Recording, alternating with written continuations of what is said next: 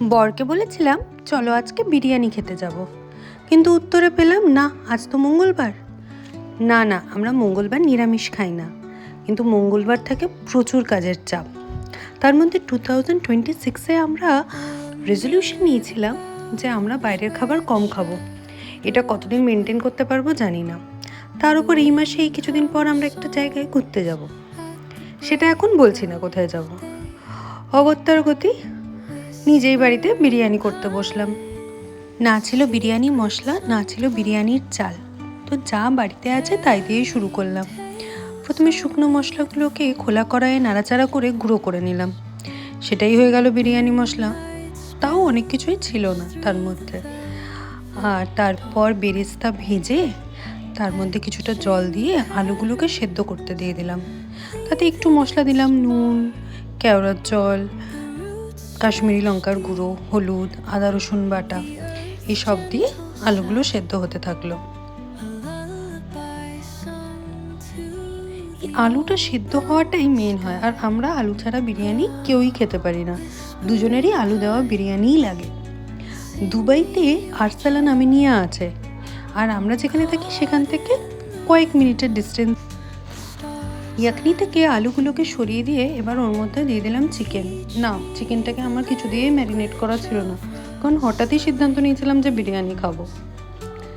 এই চিকেনগুলো সেদ্ধ হয়ে গেলে 80%-এর মতো সেদ্ধ হয়ে গেলে ওর মধ্যেই আমি আলু দিয়ে দিলাম, ফেটিয়ে রাখা দই দিয়ে দিলাম। দইও কম ছিল বাড়িতে আজকে।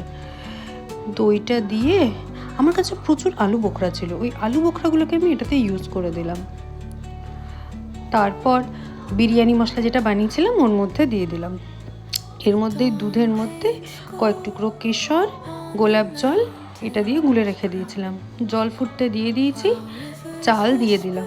চালটা ওই 80%-এর মতো কুক হলে মাংসের ওপর দিয়ে দিলাম। মাংস বেশি চাল কম, কিচ্ছু করার নেই, আমার মাপের কোনো আন্দাজ ছিল না। চালটাকে ইভেনলি স্প্রেড করে দিলাম। তারপর উপর থেকে ওই দুধের যেটা বানিয়েছিলাম মিশ্রণ ওইটা দিয়ে দিলাম, বিরিয়ানি মশলা দিয়ে দিলাম, আবার চালটা দিয়ে দিলাম। যতটা চাল ছিল পুরোটাই দিয়ে দিলাম, যে তেজপাতাগুলোকে সরাতে হবে এবার। ব্যাস, তারপর আধ ঘন্টার মতো দমে দিয়েছিলাম। 5 মিনিট একদম হাই আঁচে দিয়েছিলাম, আর 10 মিনিট মিড ফ্লেম, তারপর জাস্ট একটু হালকা আছে 15 মিনিট রেখে দিয়েছিলাম। ওপর থেকে একটু ঘিও ছড়িয়ে দিয়েছিলাম, ঘিয়ের গন্ধটা না শেষে এলে বেশ ভালো লাগে। ব্যাস, এইভাবেই আমার বানানো বিরিয়ানি তো রেডি হয়ে গেছিলো। দোকানের মতো একদম না টেস্ট হলো, খেতে কিন্তু মন্দ হয়নি, ভালোই হয়েছিল। আর সব থেকে বড় মানুষের কাছে আমি কমপ্লিমেন্টটা পেয়ে গেছি।